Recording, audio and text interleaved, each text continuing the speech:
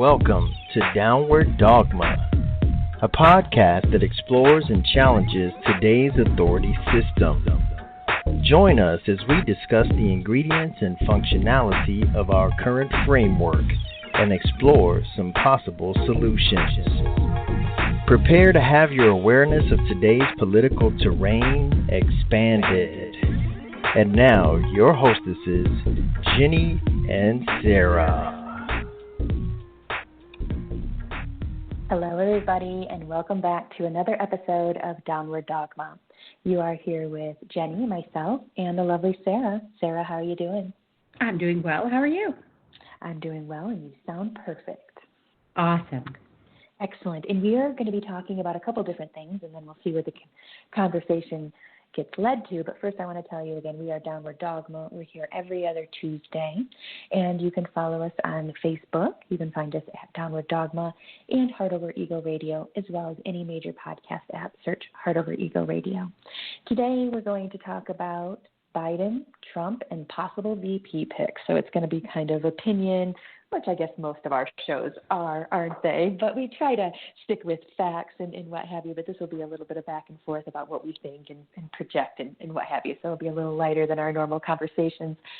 But Sarah, do you want to start us off with looking into the energy? And I'm sure you have. Do you think Biden's got a chance, or do you think Trump has already lost all of his following and he's done for? What do you think about that? I think you just gave me two of the same options.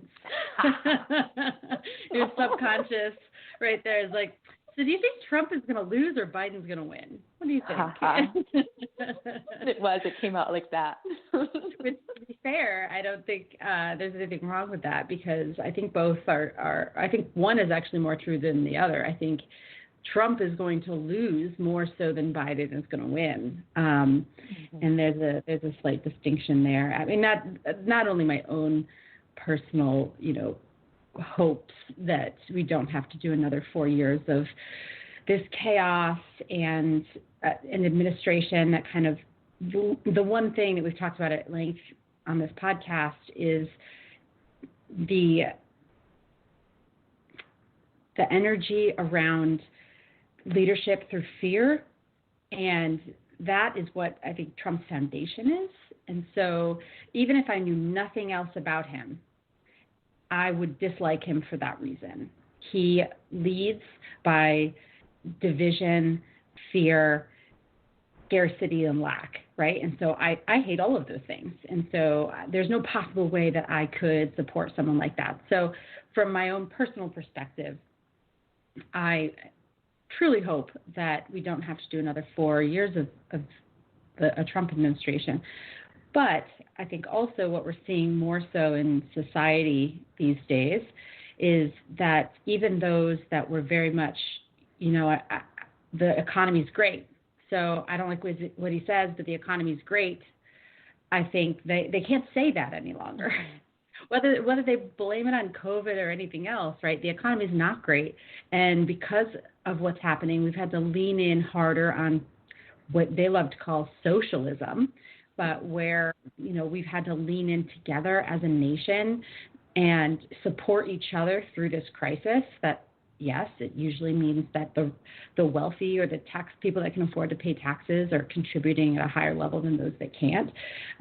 We're upping unemployment compensation, and we are putting together programs that help small businesses, and bailing out cruise ships and airlines, and all of that is taxpayer funds. So whether people like it or not, socialism is saving the nation from complete and utter chaos and destroy. So I think those people that have clung to their support for Trump merely on economic grounds are seeing him having to lean into policies that they would typically loathe in order to get us to the other side of this.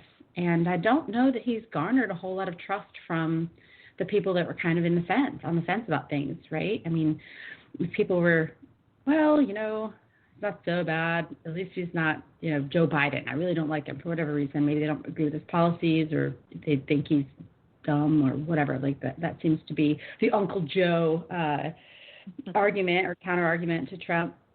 I think they also can look at the way that Trump has handled this pandemic and see that, it hasn't gone well. And he's changing his story every other minute, and he's talking about himself more than he's talking about the people that are being injured or harmed. He still takes the perspective that this is just a little thing. It's just a little bit, little flu-like thing. I mean, maybe he hasn't looked at the numbers and realized that the flu killed like 60 to 80,000 people total all of last year, and it's already taken 120,000 in 2 months. So I don't know, it's like a super flu in his perspective. I don't know. Anyways, I think the people that might have been on the fence are also not so happy with his performance right now. So I think Trump is losing the election, to be fair.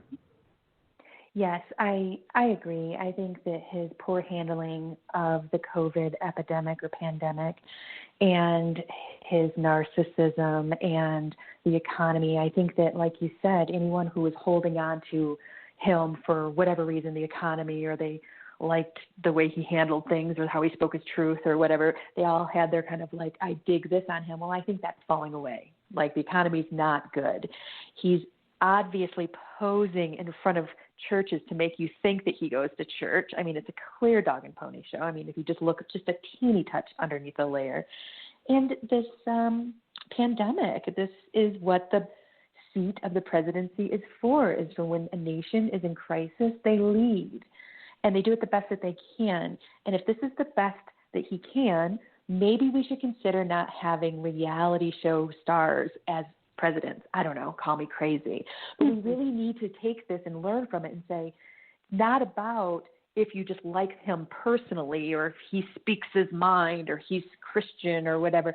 We need someone with experience in managing large caliber issues and situations. That's their job. We need someone that can manage that. This is showing us more than ever, and I do think it's chipping away at what he thinks he is. I know he's a narcissist, and you'll be hard-pressed to have them flip their mind around about themselves, but I think he's starting to feel it a little with the Zoomers getting all of that movement around getting the tickets sold to his last, whatever it was it a campaign trip or just a speech or whatever he was going to do?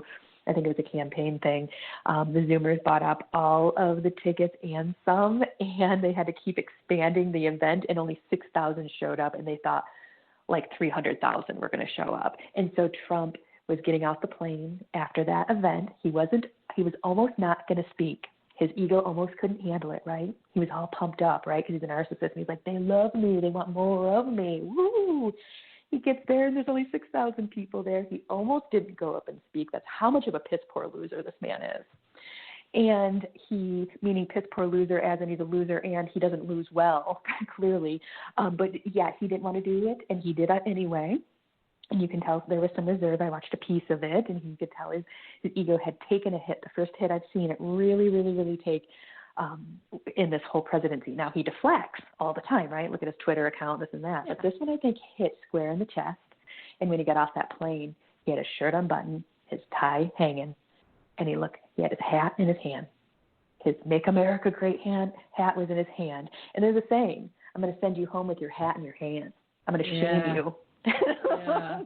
He got shamed, and I love those Zoomers. Woo! Yes. Yeah, I mean, we've talked about it on probably every of our episodes. Like the generation that's coming up, like they are not playing around, and they are not. I mean, they can't vote yet, but that doesn't mean they won't be heard. And I mean, good on them. I do love that story. I actually saw a meme today.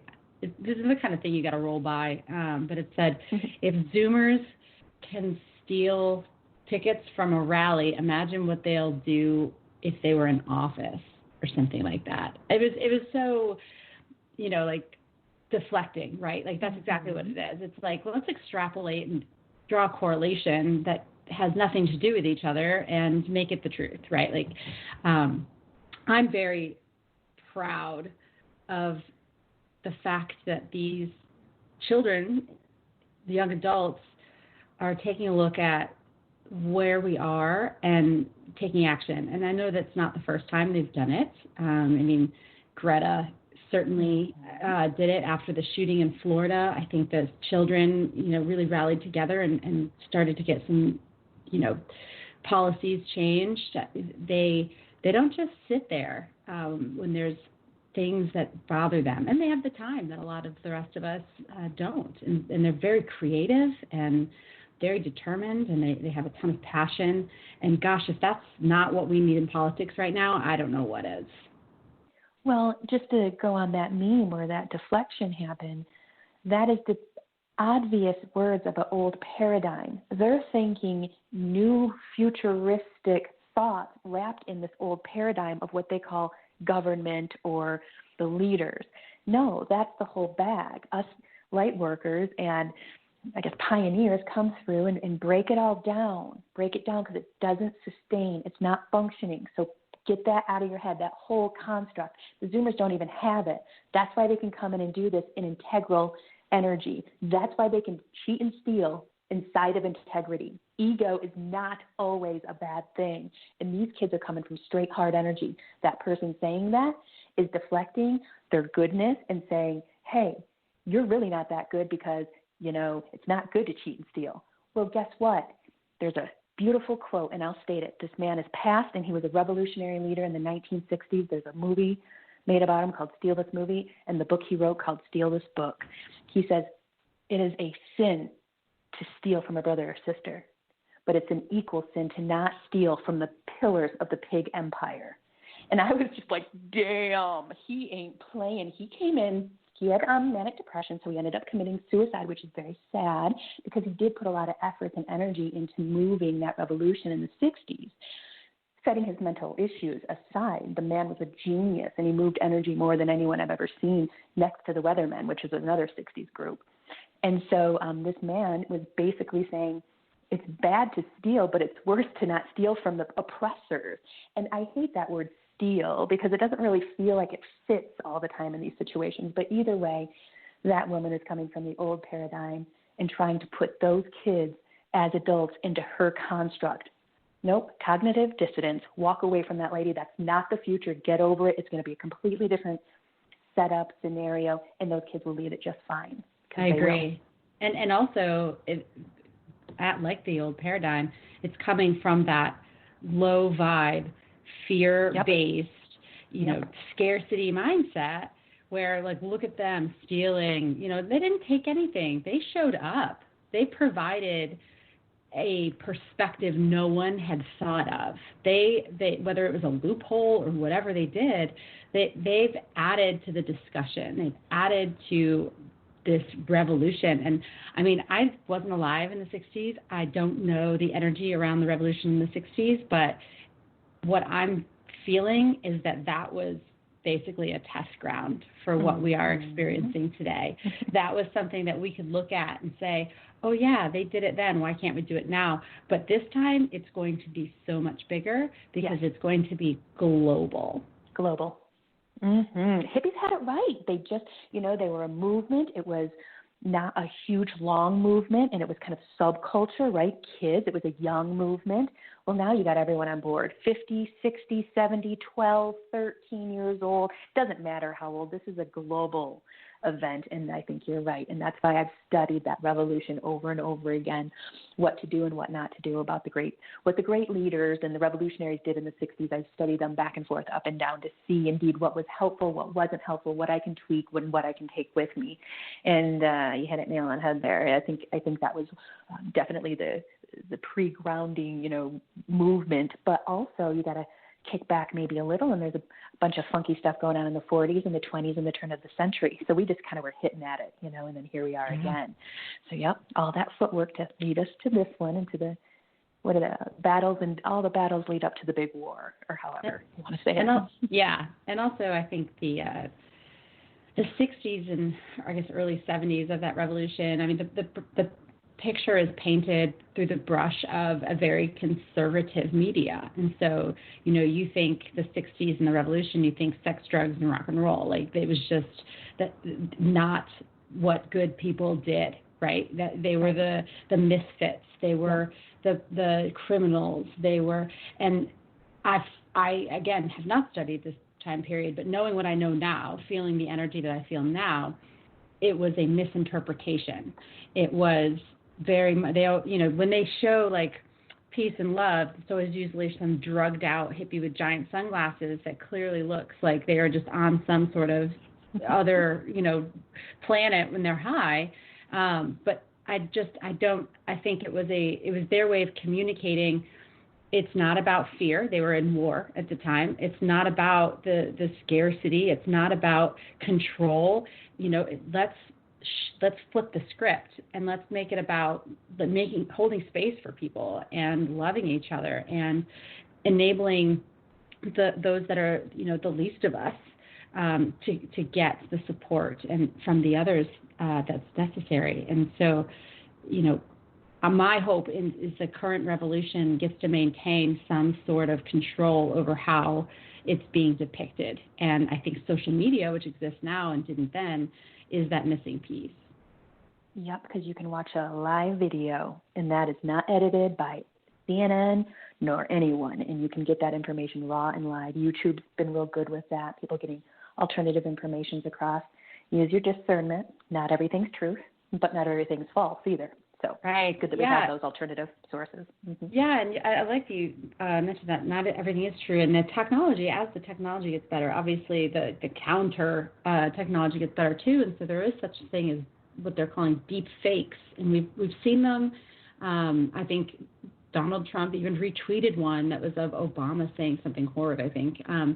And what it was a deep fake, which was this technology that kind of takes all of the video. I mean, there's endless amounts of video of Obama speaking, right? And so it was just able to consolidate all of that into, this digital representation of this person saying these things. And even in his voice, it was so real, it was impossible for people to know that it wasn't real. And you needed professionals to kind of get in there and be like, that's never been said, that, that's not a real thing. But as we kind of grow and kind of take more of this fight digitally, it is really important for people to know the difference. I mean, I got a Facebook message today from someone that was had an AOC quote that was something about like, we've got to keep the economy down so that we can fix it when we get in office and we can be the good guys or whatever. And I know AOC. I know she comes from a background of serving tables, which is like for crap money, and restaurants that already have very thin margins or like closing left and right. There's no way she would say that. But how hard is it just to copy and paste a little white box onto, underneath her name and then put it out as truth, right? Like, you got to do your homework. You've got to do your homework. And can you call it one more time? Did you call it deep fake? Yeah, they're called deep fakes, and that's the type of videos, or I think it's mostly videos. It could probably also be audios. Be easier to make an audio like that. Anyone could almost do that probably. It's probably a little trickier with the video, but yes, I've heard of this, and that is ridiculous, and everyone's got to use discernment. That's what this is all leading to, amongst other things, is the internal feelings, knowings, understandings, using that internal mechanism to look at the information and come at it from an objective space so that you can discern really what it is. And that is a very valuable lesson you can use in every part of your life. Agreed. We're going to cut to a quick commercial, and we will be right back. You are listening to Heart Over Ego Radio, a network of shows offering healing and guidance for your beautiful journey. Tune in on Mondays for the Alchemy Sisters, 4 p.m. Pacific, 7 Eastern. Tuesdays, tune in and tune up. Body Awareness and Self-Care, 11 Pacific, 2 p.m. Eastern. Wednesdays, One for All is Love, 1:30 Pacific, 4:30 p.m. Eastern. Thursdays, Unbound with Cynthia Martin, 5 p.m. Pacific, 8 Eastern. Fridays, The Witching Hour with Greenwich Village and the Alchemy Sisters, 11 Pacific, 2 p.m. Eastern. And on Fridays, Rain Radio, 10 Pacific, 1 p.m. Eastern. Saturdays, Creating Heaven on Earth, 11 Pacific, 2 p.m. Eastern, and Sundays, Everyday Psychic Radio at noon Pacific, 3 p.m. Eastern. This is the Third Eye Political Radio Network. Welcome back, everybody. This is Downward Dogma, and like the man said, this is Third Eye Political Network. So, Sarah, where should we pick back up? Should we take a look at some energy? Should we see if there's any more gravity in what the energy of maybe a Biden or a Trump winning would look like? I'm just going to kind of glance at it, and I have been glancing at it. It does look like Biden, but it doesn't look so clear when I look at it. Like a lot of times things are very definite when I look at it energetically, and then there's some that are more in the gray. But what it seems like is that indeed Biden will get the support, get the presidency. What about you? Do you have a projection or a prophetic statement you want to make about that? I think if I was just to ruminate on why it's not so clear, one, I'm a bad judge of politics. I had there was nothing in me that said that Trump was going to win, and I was at a giant party the night of the election, and it was at the house of a Democratic mayor, and there were lots of people there, so of course they were all, very liberal in their belief sets, and, drinking, and then the night goes on, and, the mood just, it was bad. And towards the end, when it became obvious that there's no way Biden could come back, no one was even saying goodbye to each other. They were just leaving.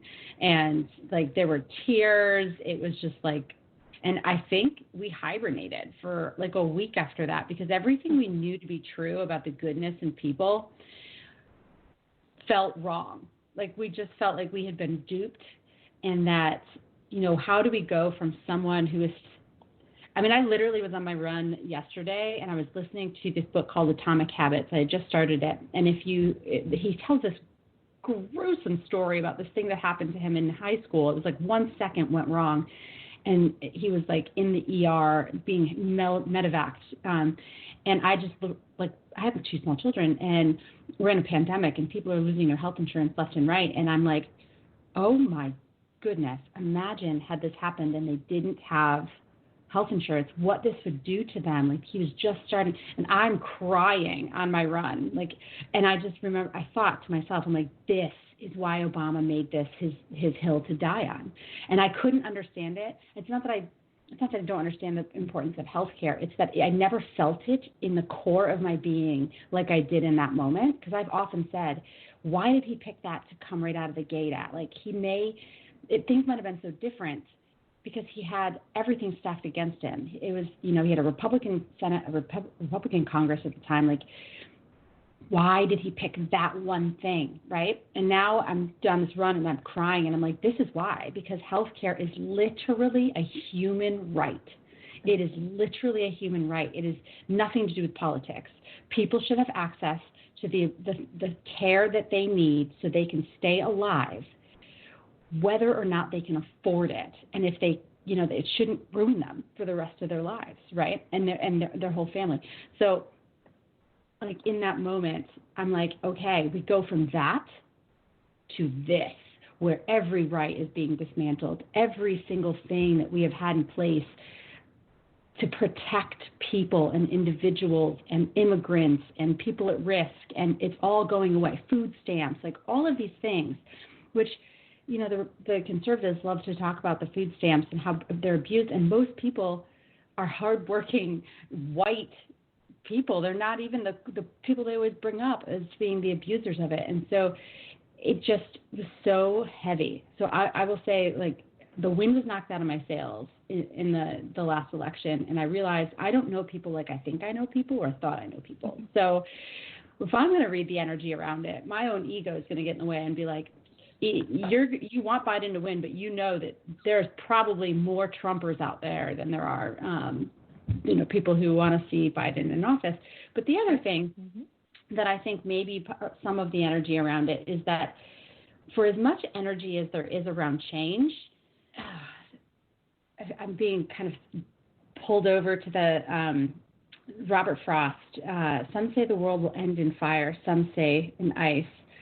what I know of what I know of desire, it's something about like, it ultimately says they're both equally destructive, but that, don't discount the hate, right? Like passion is powerful and fiery and, can really get you moving, but don't discount the power and coldness of hate either.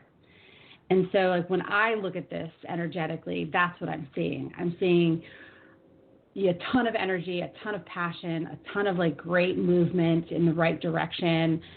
But then I'm also seeing so much more hate than we've seen in the past. And people are scared, and that fear is very powerful too. And they're scared of change. They're scared of what happens if we get a country that's progressive, where everybody has a seat at the table, where benefits are not something that you have to work, hard for, et cetera, et cetera, et cetera. Yeah. When Bernie was doing his thing and when we started this podcast at the beginning of the year, we kept pretty neutral. We talked about all topics, but it was clear beyond a doubt that we were Bernie fans and are Bernie fans. And part of the reason I dig on Bernie, not only because he's been fighting a good fight for so dang long, and I can get behind that, but he wanted to make healthcare a right. And this is why I think it should be a right. When you go back to prehistoric man, even into Neanderthal, prehistoric, Cro-Magnon, way back, there were healers. There were people in a community where their job was to provide healing. Probably depending on how big the community was how many healers they had and what have you. But that was a part of a functioning community. So were hunters, so were gatherers, and so were tradesmen of all sorts, probably more flint napping back in the day. But either way, basket making. There are some basic understandings of a functioning community, and I'm no professional on this, but I can see when looking back at tribes that indeed they offered health care. Again, doesn't look like hospitals like we have now, but it was their health care. Their healer had herbs and routines and techniques that were utilized to keep the people well and healthy, setting bones. I've even heard of Neanderthal doing and what have you. Whether that's true or not, I don't know. We won't fish around for the truth of it all, but the idea is they did have healers and they did do good work. So we should offer that in a functioning community is health care and provide care for the ones who are weak and the ones that are old and the ones that are unwell. We should care for these individuals, and this is what gets my goat every time. I've only heard it a couple times, but both times it came from people that I respect, and so it took me for a little bit of a loop. But when we take a look at the tax breakdown, indeed, some of the poorer families pay a bigger percentage of tax than the wealthy. Now, let's just pretend the average family pays 20% tax. I'm imagining the rich can get away with about 10 hiding money, this, that, the other. So when I hear people say, well, the rich should get the tax cuts, they're paying in the most money, I go, we can't go by the most money. That's relative. That number is going to be different. What should always stay the same is what percentage do people pay in? What is that? It should just be the same for a McDonald's worker as a CEO of a multi-million-dollar company. Everyone should pay, I'm going to make stuff up because, again, I'm no accountant or economist, but let's just say 10 or 15%, some basic number like that. If everyone just paid that base number, well, the rich would be paying their fair share and not putting a brunt of it on the poor. Now, when I made minimum wage or worked at a regular job, they took closer to 30%, if I'm not mistaken. It might have been 25%, and I'm a single woman, so I'm probably in a certain bracket or whatever. But I was like, how am I supposed to pay 25% taxes when I know the rich are not paying 25% on their multi-million-dollar businesses? They're getting away with it. So I think everyone should just pay a fair number, no matter what you make. You make $1 million, you pay 10%. You make $20,000 a year, you pay 10%. I don't know. It's probably in a perfect world that would happen, right? Where there's no offshore places they can hide their money. Well, I do know that everyone loves to talk about the growth of kind of the 70s and the early 80s, and tax rate on the wealthy was super high. It was like 56%, I think, in the 1960s. Don't quote me on that, but it was super high, yeah. and it was able to pay for a lot of the things that we got done in that time that we look at and we're like, look at our prosperity. And I mean, I'm one of those people that I go so far as to believe, like, if you can't spend it in your lifetime, you shouldn't have it. As far as I'm concerned, like you want to, that sounds super communist. That's fine, but if you're going to have $100 billion, then you better be using that money for something while you're here, and hopefully it's to help others and not just gain massive amounts of wealth you can never take with you. Because if you maybe there's some way to be like, look, you can support yourself in your life and your kids in their life. But your kids are going to have to support their kids and so on, right? Like you can't just continue to pass on billions of dollars down the way, because that's how you end up, centralizing wealth. Mm-hmm. Agreed.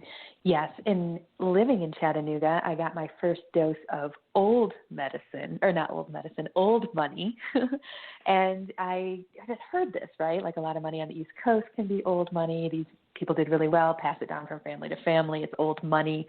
Well, it was hearsay until I moved to Chattanooga, and I met a few people who I trusted, and they had lived in the city for a long time. And they're like, oh, no. There's some families that sit at the top, the Koch family, the Moon Pie family.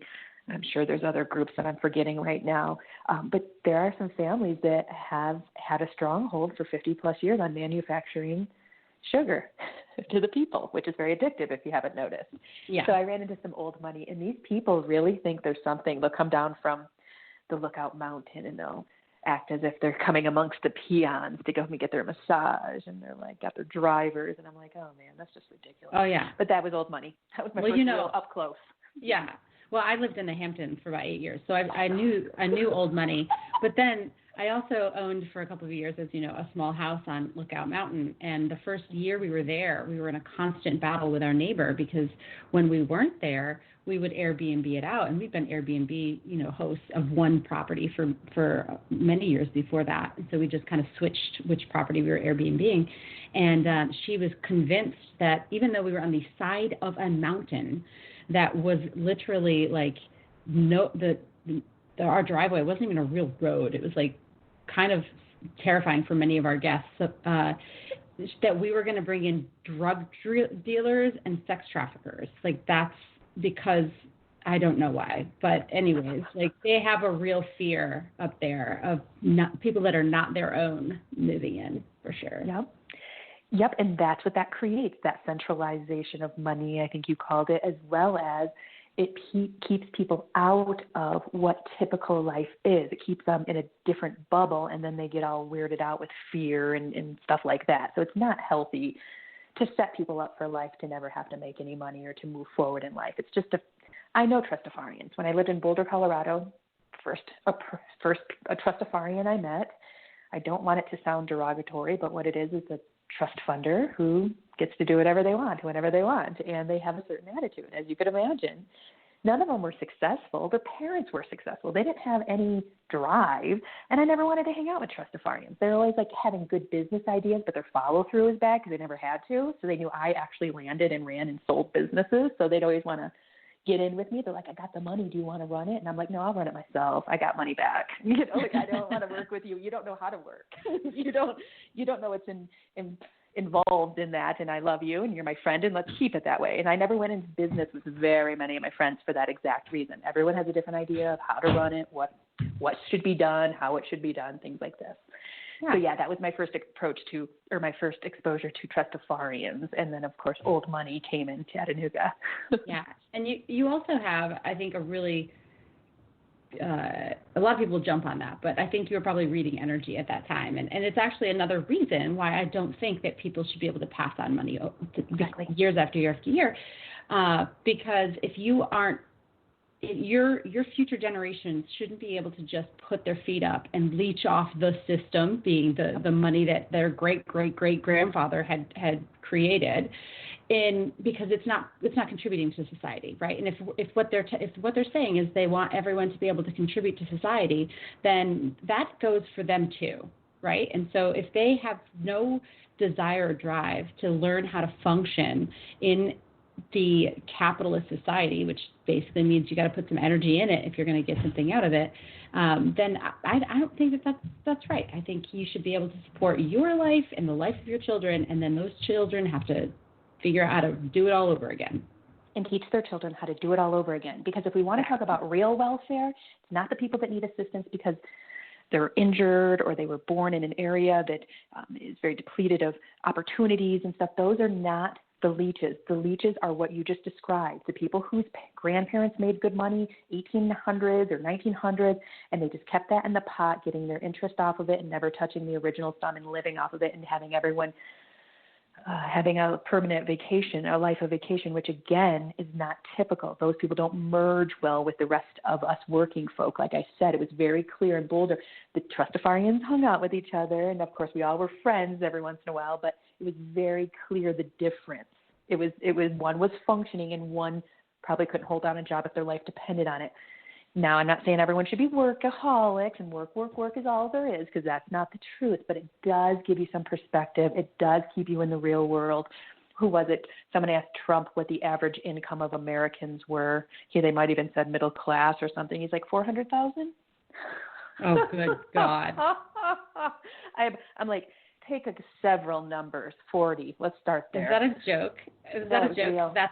It was real. Well, I mean, for him, like that's what the president makes. The president makes $400,000 a year, and so like he just thought that was, well, this is what the plebeians make, right? I'm just making what everyone else makes now. He just took that number. That's the lowest number he's ever made. So he's like right around 4, and we're like, no. Right. Or how he's like, I never got any money from my dad to get my umpire started, and then come find out it was $1 million. Like, oh, $1 million is just nothing to you? Like, do you know what I could do with $1 million? And especially when he got that $1 million, it was probably in the 60s or 70s. I mean, that was an incredible amount of money for today's. Let's say that's probably $100 million now. Right. I've never bankrupted a business, and I haven't, I haven't been given $1 million. He's been given $1 million, and he bankrupted like a dozen or something. Did he bankrupt a casino? Like, how the hell do you bankrupt gambling? There's few things that sell that don't need much push. Sex, drugs, rock and roll, and gambling are probably a lot of those. I'm sure there's others. Food. But if you can't sell those and keep it on track, you're not a business person, because those are the easiest ones that don't need any pushing. Try to start small like us, right? With nothing, and come up from our bootstraps, actually. Yes, absolutely. For sure. All right. So let's use the last few minutes here. Got any opinions on, let's pretend, and I'm sure that even though Biden might not get the presidency, I'm imagining that he picks his VP well before that is known. So what are your thoughts on VP? Is there a person you think he should pick? No opinion? What do you got?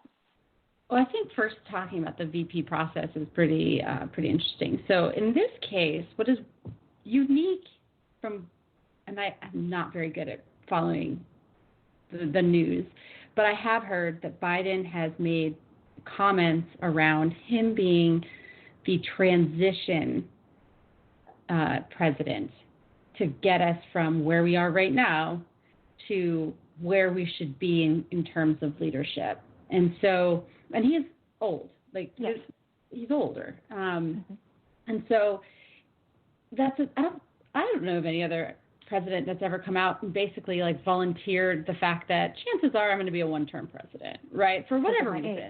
It could be or whatever. There's a pandemic going on. There's like, who knows, right? But so having said that and going into it, like a lot of people try and elect the people that they'd like to see in office for the next 8 years. And so they're not really looking at the VP quite so hard, because chances are we haven't lost one in a while, right? But in this case, he's kind of already said that this could be a transition. And even if he says that and he doesn't die, like it's not out of the realm of possibility he steps down. Like it's very rare for another Democrat to run against a sitting Democrat, right? Or would that have to happen? Is that what would have to happen if we had this temporary experience where maybe Biden takes 4 years?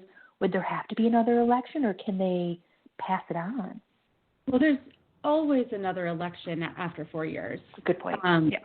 So yes, but he could choose not to run again, or someone could rise up and decide that they want to run against him, and he could, decide whether he wants to run again at that time. But if he was going to be a one-term president, what would likely happen is he would choose not to run again, and his VP would be that prime candidate, right? Yeah.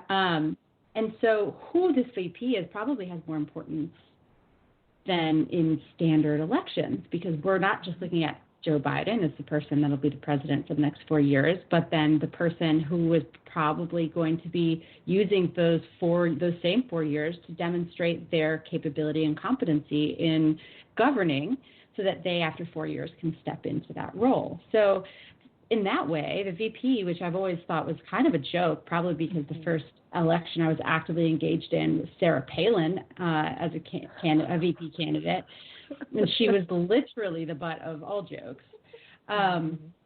So, and Biden himself was a VP that just had those friendly memes kind of passing around, and that you hear all of these loving, stories about him and Barack Obama. And, so the VP always just seemed like a wingman to me, or a joke. And so this time around, I feel like we should really be looking for the next sitting president, and not just, and that I think leaves a very unique opportunity, right? Because the threshold to become a VP is kind of low comparatively. Whereas the president, obviously, even really good candidates like Bernie could spend their entire lives campaigning and never get a seat at the table because they weren't the ideal left or right candidate. Now, if you are a sitting VP from a third party, then you've kind of got a leg up on any other candidate in the next round. So, an African-American female could sit as a VP and not have to deal with nearly as much of the bullshit that they would have if they were coming out of left wing, or even from a Senate position, to run for president. So that's kind of a unique situation that we haven't really had before. Interesting. I hadn't heard that about that temporary thing that Biden was talking about, but yeah, it would get a foot in the door, and then hopefully hit a strong vice president that could hold up against a Republican candidate. That would be fantastic. My other podcast on the same network, Third Eye Political Radio, is called Political Star Talk, and it's an astrology political show. And Sybil and I seem to think that he'll lean into Kamala Harris. What are your thoughts on that? Yeah, I mean, I liked her in the debates when they were going on, which feels like a million years ago. I did really like her. I liked a lot of what Amy Klobuchar had to say. She's out of the race now for good reason. I think what you're going to find, anyone who has been a sitting judge or a prosecutor or anything like that is going to have, I wouldn't say skeletons in their closets, but they're going to have decisions that the populace won't be happy about in their past. And so I think Amy had a bunch of those. But I like Kamala Harris. I also, if we're looking to go real progressive, I like Elizabeth Warren. Like, she is a warrior for the progressives. So yeah, I think the ones that are on the short list, all of them have good potential. I think so too. And my good friend Sonia's favorite pick was Elizabeth Warren. So those were our picks too, of if we had our way or what we saw as far as energetics. The show always goes so fast, Sarah. It's such a blast as usual. Always a good time, good information, good conversation. This is Downward Dogma. We are Third Eye Political Radio. You can find us on every other Tuesdays, and you can find all of our archived episodes at any major podcast app. Just search Third Eye Political Radio, and we are Downward Dogma, and you'll see that there are other shows available for your listening pleasure. Again, I am Jenny, and I was here with the lovely Sarah, and until next time, have a lovely day.